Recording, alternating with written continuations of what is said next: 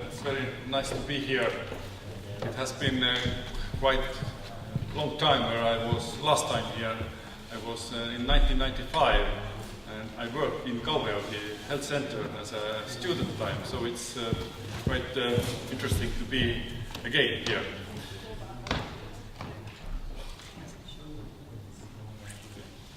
So, a little bit about my background. Hopefully you see, yes. I'm a medical doctor and I have studied in many universities and last year I was able to defend my PhD in Tallinn University of Technology, where I give some lectures in health technology field, and my subject is e-health. I was also several years COA of the Estonian e-health Foundation, which was the institution who was responsible of implementing e-health services in Estonia. And after that I was advisor of Estonian president, and we made a report to European Union about in the future of e-health, what will be in 2000 and after that. So that's my CV, and last year in September I started as a senior advisor in Finnish Innovation Fund, Sitra.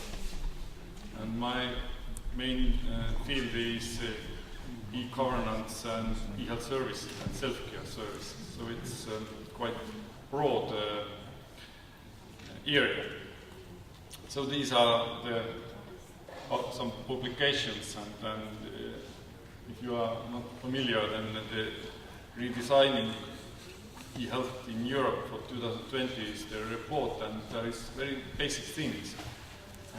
For example, that who is owner of the health-related data, about openness of the data, and access to the data, and other very simple things which are not very clear in many European countries. In Scandinavia, in Estonia, it's almost clear that the citizens have a lot of access and rights, but it's not so in all Europe. So Estonia is a small country, and it's near to Finland. It's very close and very similar, but not. The similarity is sometimes could be also very different. For example, in genetically we are not so close. Our languages are in the same roof, but we don't understand each other. At least it's not so common to speak both languages. So if we are talking about e-health and what are the success factors of implementation, so I would name a few. First, the standardization, strong leadership, and also the infrastructure, what is available. And of course there is a lot of other reasons, but they are very crucial. In Estonia, the information society was the target of the government, and the program was taken in 2002, and by this information society master plan, by 2013 all public services must be available digitally.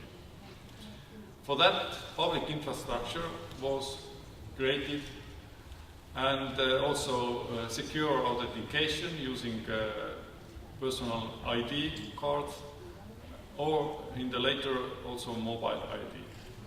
And some very basic rules. For example, that if somebody is already collecting the data, others have to ask the data from the original source, and they are not allowed to collect the same data again. which is a very simple rule, but for example in Finland I see that the copying of data to different purposes, it's taking a lot of efforts, and always if you copy and reuse of the data, the possibility of mistakes are bigger than if you ask from the original source. So challenges in to building e-society or e-services are two types. How you securely authenticate the persons who are using the system, and also how you authenticate databases which are connected. For that, the national infrastructure was built, and this is the very simple illustration how it is look like. It's sorry. It's you need a ID card and certification center, but you need similar system for authentication of databases. And then you need some management tools, and basically every database have a security server and adapter server, and all these communication are using free internet, and the services are described in the adapter server, and security server holds certificates, and only allowed access is allowed only if you have right to use the service. And this infrastructure was built in 2003, and all public services, also private services, all services use the same infrastructure free of charge. At the moment, for the citizens, there is around 3,000 different services available, and I don't want to go very deeply inside of the technical solution, but it is based on Linux, and there is no license fees, and total cost of this infrastructure during 10 years also maintenance cost is around 20 million euros during 10 years, what Estonia has spent to this. And I have very good chance here to say that Finnish government decided last week to take the similar infrastructure from Estonia, and the implementation is starting in this autumn already. The first pilot services are available in the end of this year, and next 3 years Finland is putting a lot of efforts to take similar infrastructure as Estonia has. So as I mentioned, 170 different databases are offering services, and more than 3,000 services, and the coverage of the services is that 100% services which are used by citizens are available in a digital way.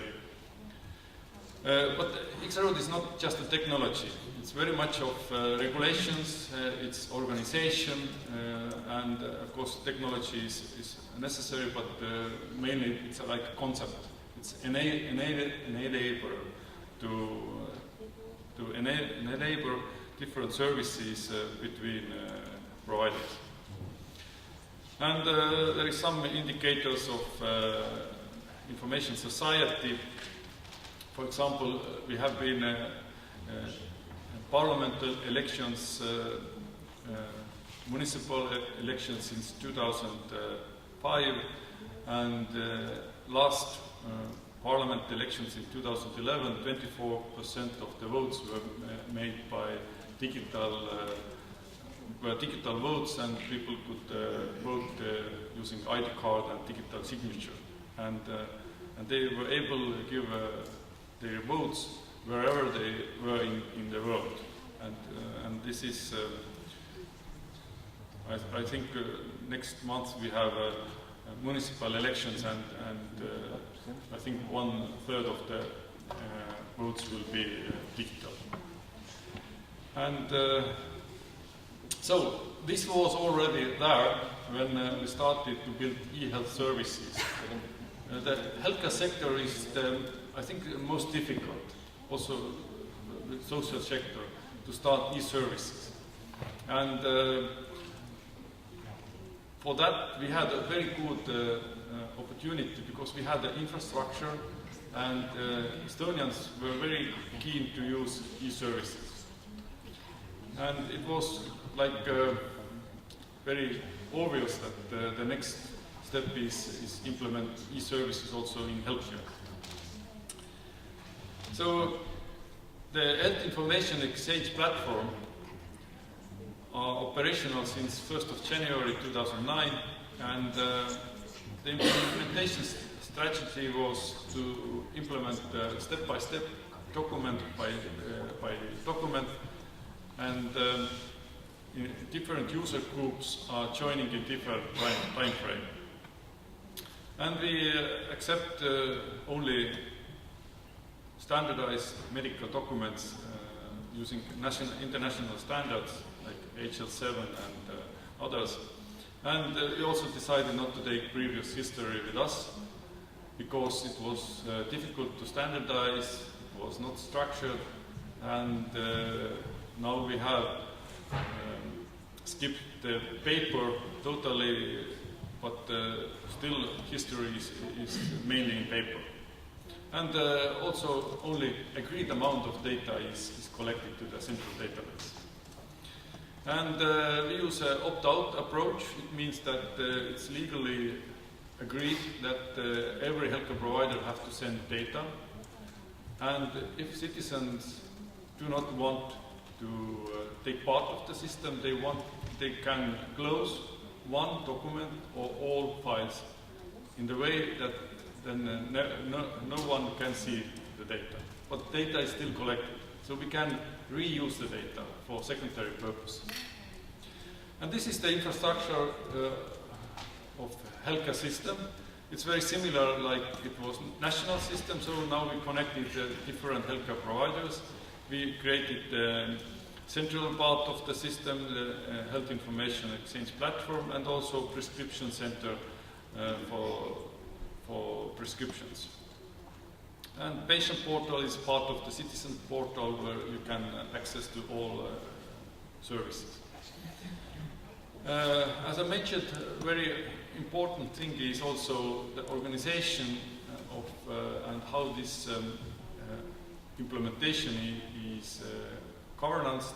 So it's in Estonia we created a separate body for that.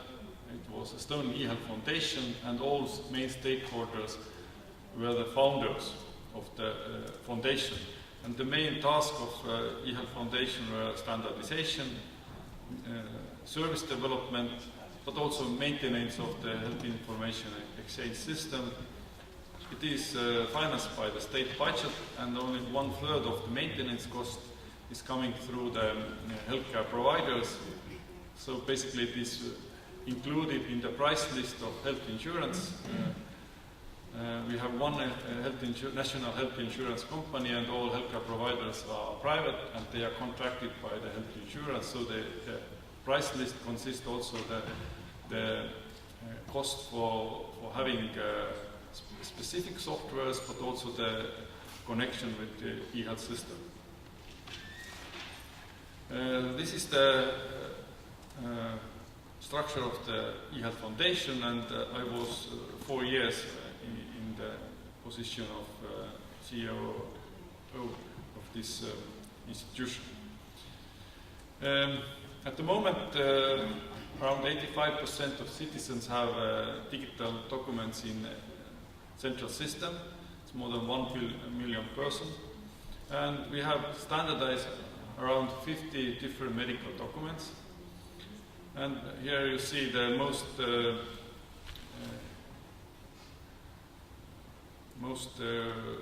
used documents like ambulatory consultation notes, discharge letters, image links, immunization notes, and other documents. These 50 documents, they cover almost all data what is necessary for third parties in healthcare. So I think the standardization is already in the very end. But of course, new versions and updates are coming. So but the standardization is very crucial. Without the standardization, I cannot imagine the data exchange in healthcare. E-prescription is one example of very rapid start. We started 1st of January, and after 3 months, the 80% of prescriptions were already digital. And now the rate is around 96–95%, and only very few prescriptions are made in paper. As you see, there is around 20% difference of purchased, issued prescriptions and purchased prescriptions. So you can say that every 5th patient does not need medication or does not fill doctor's orders. So it's interesting. But I have seen similar curves in other countries. So the 15–20% of prescriptions is not used. And this shows how healthcare providers are using the system. As I told, we started with empty database in 2009, and first year there was very little data, but as more and more data are collected to the central database, then the interest of doctors is increasing, and now it is more than 200,000 request messages per year, and it's a part of every visit you using your own software, but you still are changing data between a central database, asking about patient data and sending agreed amount data to the central database. So the ICT and healthcare in Estonia have started some in the 90s with local electronic medical records and digital claims and reimbursement between healthcare providers and health insurance. Then information exchange started establishing central system, health portals, registries, standardization, but this is just the beginning. You don't see any benefits until you have made integration. The benefits are coming only after if you can reuse the data. In the beginning, you just collect data, but after reusing the data, you create information, you create knowledge. And I can give some examples. For example, I know at least in Finland and Estonia, we had a lot of paperwork about disability pensions, and doctors have to fulfill a lot of papers for that. Since last year, we changed our processes in the way that now the expert doctors can access directly to the central database and ask about the medical documents and make decisions without sending any more patient back to the primary care doctor or asking more information from the family physicians. So it's now all these, not all, there is some cases where you don't have enough information, you have to still ask from the curing doctor some information, but mainly the decisions are made electronically using the central database. The other example would be, for example, health certificate, which are now standardized, and in the beginning of next year will be implementation. For example, I give is like health certificate for driver license. Now you can go to the patient portal and ask for the health certificate, and the portal will connect with the central database and look if there is enough data about you, if all these necessary checkups and, for example, blood pressure and sightseeing their information is there, then the certificate is given out automatically. If not, then you get announcement that please you have to go to the family doctor, and family doctor fulfill some tests or make some investigations and uploads the data, and you start the process again. After you have done this and you have the electronic certificate, you can go to the police and ask the driver license and give permission to the police office to ask data from the this central database, and the police system will send a request message asking, does this person have right to drive a car? And the answer is yes or no. Or is there some limitation, for example, classes, or there is some medical limitation, for example.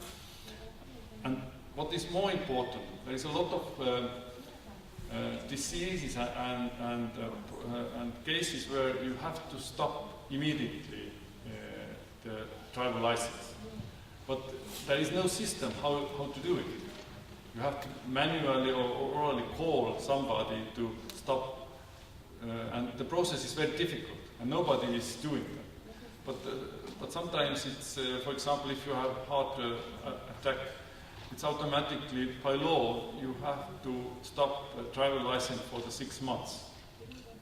So it's some kind of automatic procedure now possible to stop, and every police car have access and laptops. They can put your plate number, and they can access to different database, and also check up who is driving, does your health certificate is valid or not, and these are all services are using the same infrastructure. So, but this is not the end. You can also have different other services which are now integrating different cross-sectoral services. For example, environmental data, genomic data, behavioral data, with health data, and you can create new services.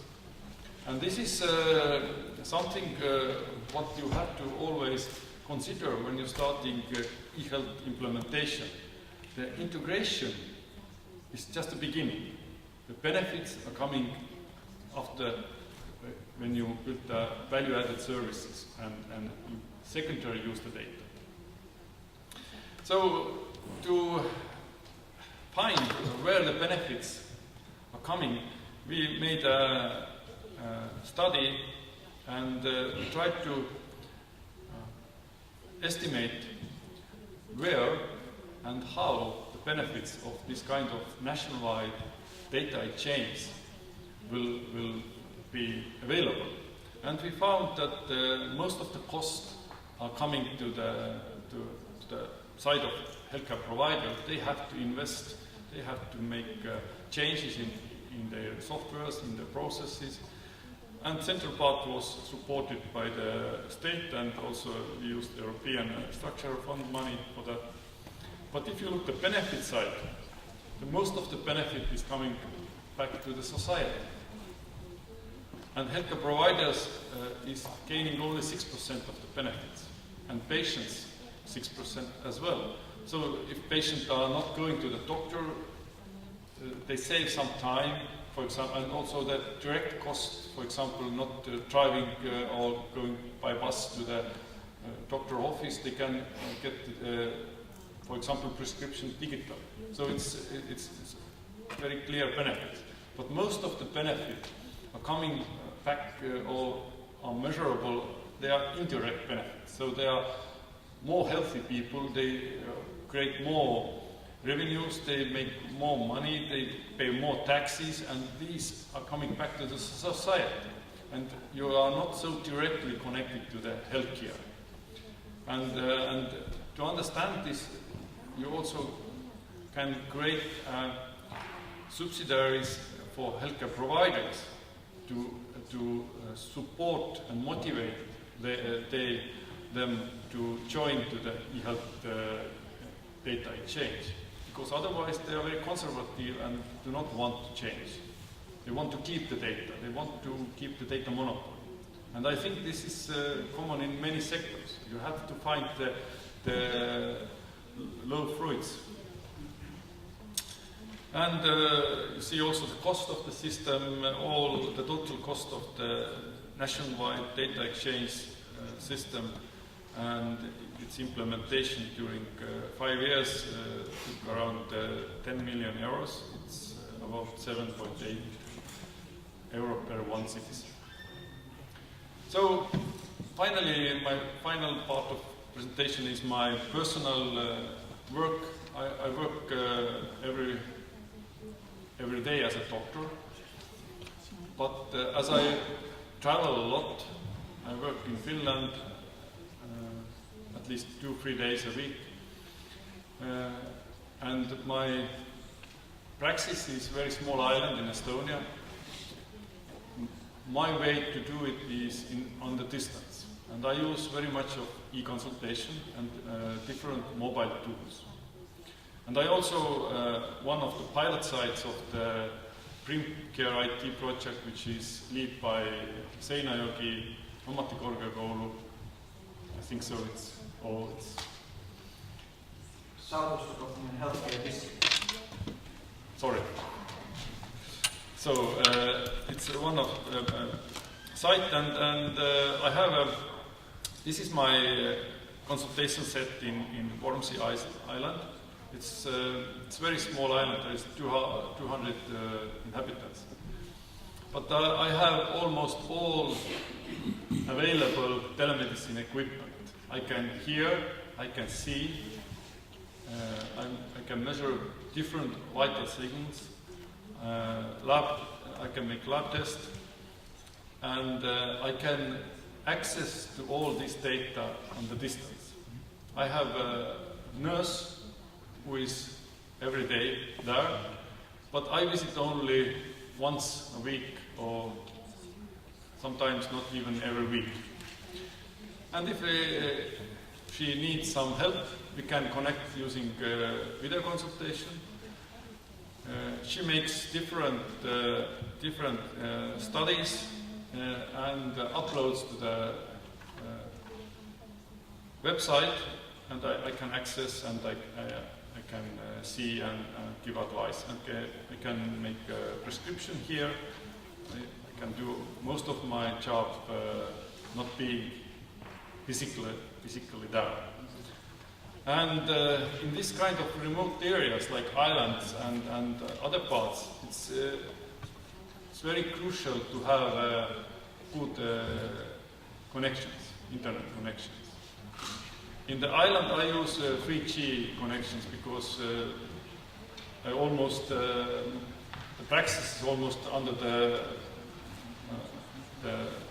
local tower where the signal is coming, so I have very good connection.